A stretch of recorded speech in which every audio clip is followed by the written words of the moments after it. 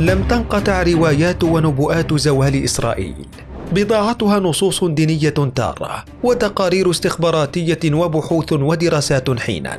أما محرك تواتر النبوءات وتداولها أي صدام فلسطيني إسرائيلي كبر أو صغر. واليوم يلعب التوقيت دورا حاسما بتلقف روايات الزوال وتصديقها، فحرب القصف والصواريخ تدور بين إسرائيل والفصائل الفلسطينية أواسط العام 2021 ميلادية، أي على بعد عام على الأقل و6 سنوات على الأكثر لزوال إسرائيل، بحسب نبوءات وتحليلات ربما أولها ما ورد بالتوراة بأن عمر الدولة العبرية 76 عاما، وآخر زعمائها هو عطاء الله أي نتنياهو، مرورا بنصوص إنجيلية تتحدث عن زوال إسرائيل بعد إفساد بالأرض، وصولا إلى دراسات تعنى بالإعجاز الرقمي في القرآن تشير إلى زوال إسرائيل عام 2022، بينما لا تبخل تسريبات الاستخبارات الأمريكية بإعطاء مواعيد تقريبية للزوال لا تبتعد كثيرا عن عام 2022، كما هو حال تقارير ودراسات أخرى كثيرة تدور في الفلك ذاته. فما هي أشهر نبوءات زوال إسرائيل؟ في الكتب المقدسة. رغم أن التوراة وخاصة في سفر التكوين أشارت إلى قيام الدولة اليهودية، إلا أن الطوائف اليهودية الأرثوذكسية تعتبر قيامها في هذا الزمان خطيئة، لأنها لم تتوافق مع ظهور المسيح المخلص، ما يعني أن أي دولة تقوم قبل ذلك ستنهار. وبحسب النبوءات الواردة بالنصوص القديمة للتوراة، فإن عمر الدولة اليهودية 76 عاما فقط، وآخر زعيم لهذه الدولة هو عطاء الله، ويعني بالعبرية نتنياهو، ويعني نتنياهو بالعبرية نتن أي عطاء، وياهو الله.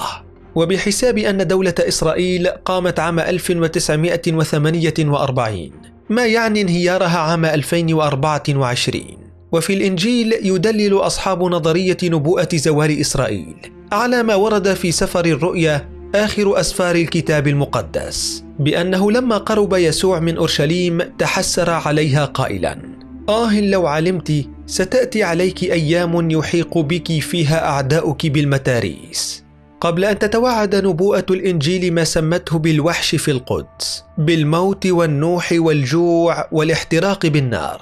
أما في القرآن تتعدد تفسيرات نبوءات تحديد وقت زوال إسرائيل.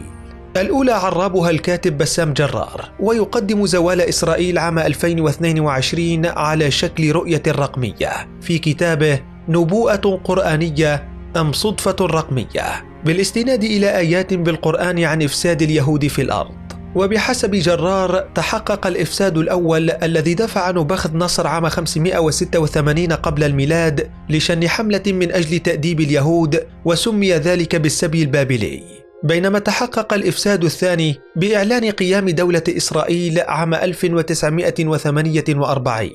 وبحسب جرار فإن جمع كلمات الآيات في سورة الإسراء من قوله تعالى وآتينا موسى الكتاب حتى قوله فإذا جاء وعد الآخرة سيكون الناتج 1443 كلمة، وهو ما يتطابق مع التقويم الميلادي لعام 2022، إذ قامت دولة إسرائيل فعليا في حزيران من عام 1948.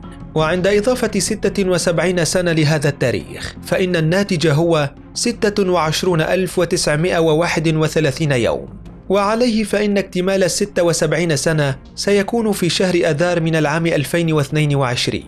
كما تحدث القرآن في سورة يوسف عن نشأة بني إسرائيل، وتحدثت سورة الإسراء عن نهايتهم، وعدد الآيات في كل سورة هو 111 آية، لكن بعد حذف المكرر من نهاية الآيات بكلمات سبيلا ووكيلا يتبقى 76 آية، وهو عمر دولة إسرائيل.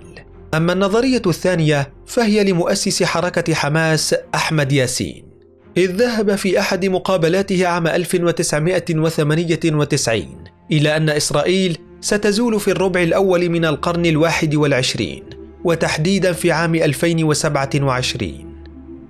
2027 بتكون إسرائيل مش موجودة، بناء على أن القرآن حدد تغير الأجيال كل 40 عاما. القرآن حدثنا أن الأجيال تتغير كل 40 سنة. خاصة أن الله فرض على بني إسرائيل التيه 40 عاما لتبدل الجيل. وبالنسبة لاحتلال فلسطين في 40 الأولى، كان هناك نكبة عام 1948، وفي 40 الثانية اندلعت انتفاضة عام 1987، وفي 40 الثالثة تكون نهاية إسرائيل أي عام 2027. الساسة والاستخبارات. يبدو أن ما يشجع المؤمنين بنبوءات زوال إسرائيل بحسب النصوص الدينية ما يتقاطع معها من تحليلات لتقارير استخباراتية أو دراسات أو تصريحات مسؤولين، حيث سربت بعض المواقع الإلكترونية الأجنبية عام 2010 تقريرا للمخابرات المركزية الأمريكية CIA يخص بإسرائيل، أعربت فيه عن شكوكها في بقاء إسرائيل بعد 20 عاما وتحول مشروع حل الدولتين غير القابل للتطبيق إلى حل الدولة الواحدة، مع عودة لاجئي عام 1948 و1967 من الفلسطينيين، ورحيل أكثر من 2 مليون إسرائيلي إلى أمريكا، وعودة ما يزيد عن 1.5 مليون إسرائيلي إلى روسيا وبعض دول أوروبا. كما أصدرت 16 وكالة استخبارات أمريكية تحليلا من 82 صفحة بعنوان الاستعداد لشرق أوسط بدون إسرائيل. أما وزير الخارجية الأمريكية السابق وعراب اتفاقية كامب ديفيد عام 1978 هنري كيسنجر، قال في تصريحات نقلتها صحيفة نيويورك بوست قبل نحو 10 أعوام: وفي عام 2002 خلص مركز الدراسات الاستراتيجية والتقنية الروسي إلى أن المشروع الاستيطاني الصهيوني في فلسطين سيواجه الانهيار، وإسرائيل ستزول خلال 20 عاما أي عام 2022. وفي إسرائيل نفسها لطالما حذر رئيس جهاز الموساد سابقا مائير داغان من أن إسرائيل على شفا هاوية وما سيحدث بالمستقبل. وقبله تحدث مناحيم بيغين رئيس وزراء إسرائيل عام 1982 أن إسرائيل ستنعم بالسلام لمدة 40 سنة ثم ستكون المعركة الفاصلة مع العرب، ما يعني حسم وجود إسرائيل من عدمه في عام 2022.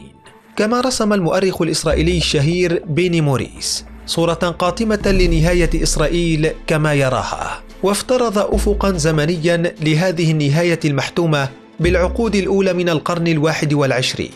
وأنت، هل تصدق نبوءات وروايات زوال إسرائيل؟